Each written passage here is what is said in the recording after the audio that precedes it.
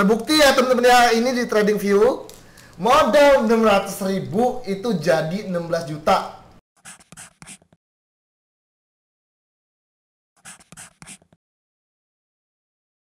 Balik lagi bersama aku Jamja, pastinya di channel Auto Sultan.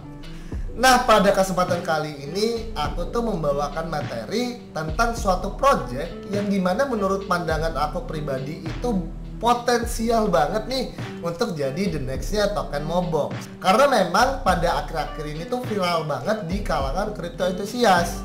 Gimana enggak? Kalau misalkan kalian ingat dulu itu Binance mengadakan airdrop atau bagi-bagi NFT-nya Mobox itu secara gratis, teman-teman. Dan pada tanggal 5 April, akhir-akhir ini tuh, tepatnya tanggal 5 April, itu udah listing di Binance NFT dan di Galer NFT Marketplace, dimana floor price-nya itu setara dengan $30. Bahkan ada yang berhasil menjual itu $100, teman-teman. Sebenarnya bukan itu aja sih alasan kenapa Mbox itu bisa viral di kalangan para crypto enthusiast. Kalau misalkan kalian masih inget nih ya, dan ngikutin aku dari dulu, pastinya kalian tahu dong, aku itu dulu intens banget ngebahas ataupun ngerekomendasiin suatu token ataupun project di channel ASC Trading ya teman-teman ya. Nah itu aku juga dulu tuh pernah ngebahas ataupun ngerekomendasiin Mobox ini, itu di harga $0,66 sampai $0,8 itu aku ngerekomendasiin token ini. Aku bahas mulu tuh. Dan gokilnya kalau misalkan kita lihat secara histori, sempat menyentuh ATH-nya di harga $15 sampai $16. Gokil kan? Single token itu apa, Ngaps? Simpelnya gini bang, di Mobox ya, itu dia cuman memiliki satu token, yaitu Mbox. Nah satu token ini itu digunakan untuk semua kebutuhannya di platformnya gitu ya. Jadi kayak misalkan untuk komunitas, investor dan sebagainya, itu yang ditradingkan cuma satu token itu doang. Itu berbeda ya dengan kita sebut saja XC. Itu beda. Kalau XC adalah contoh double token dalam tokenomics-nya teman-teman. Dimana XC memiliki dua token ya. Satu adalah utilitas token, yaitu adalah AXS, dan satunya itu adalah native token, yaitu SLP. Terus mana yang lebih baik nih bang? Antara single token dan double token untuk bidang GameFi dan Metaverse ini. Jujur aja emang sebenarnya ini jadi polemik teman-teman ya di kalangan para investor. Mana yang lebih baik antara single token ataupun double token? Kalau menurut aku pribadi sih nggak ada yang lebih baik ataupun nggak ada yang lebih buruk sih. Bahkan nggak pantas untuk dibanding-bandingkan. Karena memang keduanya memiliki kelebihan dan kekurangannya masing-masing. Dan tergantung developernya juga. Karena itu hanya tokenomics bro, gitu loh. Oke, dia misalkan tokenomicsnya bagus gitu yang dikata. Percuma juga kalau developernya nggak punya skill kemampuan di sana gitu. Ya ujungnya nggak ada yang beli-beli juga itu token. Jadi deal ya, nggak ada yang namanya mana yang bagus ataupun yang buruk terhadap single token ataupun double token. Semua tergantung developernya. Taroverse adalah sebuah platform di mana di dalamnya terdapat banyak game metaverse, di mana pemain bukan hanya bermain game tapi bisa juga menghasilkan uang dari bermain gamenya.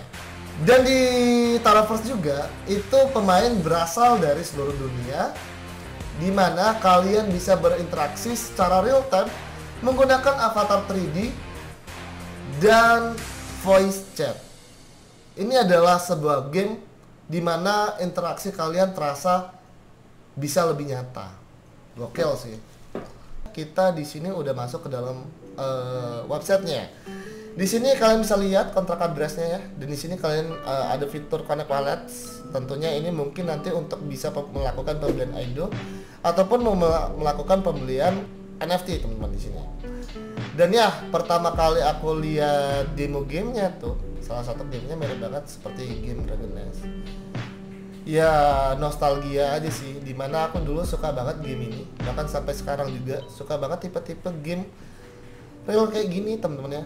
Dia punya karakter, dia bisa berhubungan sama orang lain tuh ya kan, bisa melakukan PVP, mengusung tema metaverse ya. Jadi kayak the nextnya Dragon Nest lah, simpelnya gitu teman-teman. Di sini terdapat banyak game metaverse dan kalian bisa menghasilkan uang dari bermain gamenya. Di sini dia ada NFT chest ya. Kalian bisa melakukan pembelian NFT di sana. NFT hero, di sini ada 3 hero teman-teman ya. Ada samurai, assassin, dan musisian dong. Nah di sini ada penjelasan sedikit tentang Taro tokens teman-teman ya. Dimana seperti yang udah gue bilang tadi di awal, semua kebutuhan di platform ini, trading, staking, farming, bahkan untuk giveaway dan sebagainya, yaitu menggunakan yang namanya Taro token. Dan di dalam gamenya kalian itu bisa masuk dalam leaderboard kalau misalkan kalian mau dapat tokennya teman-teman.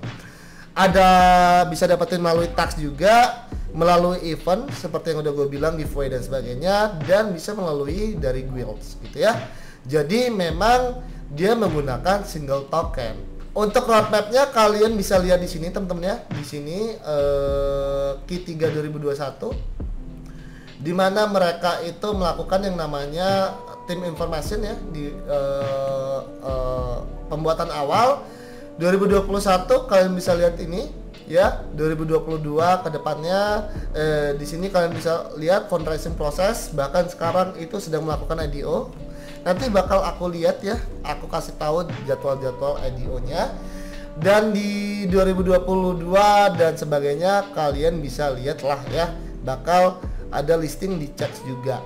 Nah kalau misalkan kalian lihat partnernya, kalian bisa lihat di sini. Pertama dia itu ada Enewo Capital, ada Adiana, ada Tux Capital, di sini beberapa venture capital. Selanjutnya itu ada yang namanya IDO. Nah beberapanya itu kayak Bean Starter, ada komunitas, nanti bakal kita lihat komunitas juga tentunya, bagaimana tanggal IDO di komunitas, kapannya. Di sini ada Metal Launch juga, TrustFi dan BSC Station dan banyak lagi pastinya teman-teman. Nah langsung aja di sini gue mau bahas lebih dalam tentang tokenomics-nya teman-teman. Oke langsung aja di sini kita bakal coba melakukan perbandingan tokenomics antara Taroverse dan Mbox teman-teman. Yang pertama di sini, di sini kita bisa hitung ya. Ini adalah fundraising-nya. Itu seed-nya 4%, seed sale ya, seed sale dengan harga 0,09, private 14%, harganya 0,012, public 2%, harganya itu 0,018. Antara seed sama public itu harganya kali 2 ya perbedaannya. Dan untuk perbedaan vestingnya juga pastinya ada dong teman-teman ya. Ada TG-nya lebih kecil lah, simpelnya gitu, dan lebih lama kalau misalkan seed. Harga lebih murah tapi lebih lama. Nah, di sini perbandingannya Mbox itu teman-teman ya, untuk dia melakukan sebuah tokenomics gini, kalian bisa lihat kontributornya adalah 21%. Artinya penjualan itu hanya 21% kalau misalkan aku ibaratkan kontributor adalah sebagai investor. Berarti investornya 21%, strategic partner itu 8%, ya sama, jadi 29%. Anggaplah 30%. 30% itu dari penjualan. 20% adalah untuk tim Mobox dan 50% itu untuk komunitas. Artinya 30% penjualan, 20% tim, 20% developer, 50%-nya untuk komunitas kayak earn game ataupun sebagainya lah gitu ya. Nah, kalau misalkan kita hitung di sini penjualannya ya. Penjualannya itu kan hanya ada 3 antara seed, private dan public.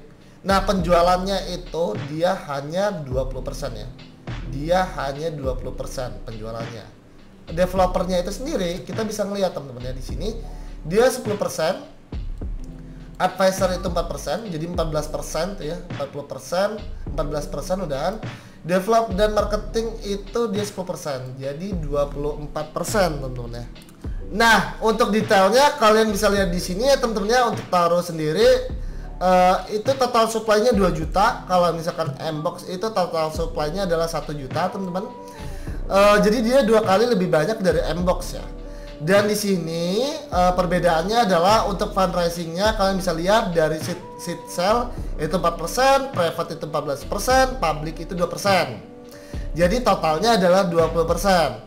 Timnya itu 10%, advisornya 4%. Development dan marketingnya itu 10%. Jadi 10% tambah 10% tambah 4%, 24%. Dan sisanya itu untuk komunitas, baik itu treasury, stacking reward, play to earn, dan floating liquidity. Jadi kalau misalkan aku boleh simpulin secara kasar, yang sepenglihatan aku, Mbox itu 30% fundraising, 20% tim, dan 50% komunitas. Sedangkan Taroverse itu 20% penjualan ataupun fundraising, 24% tim, dan 64% komunitas.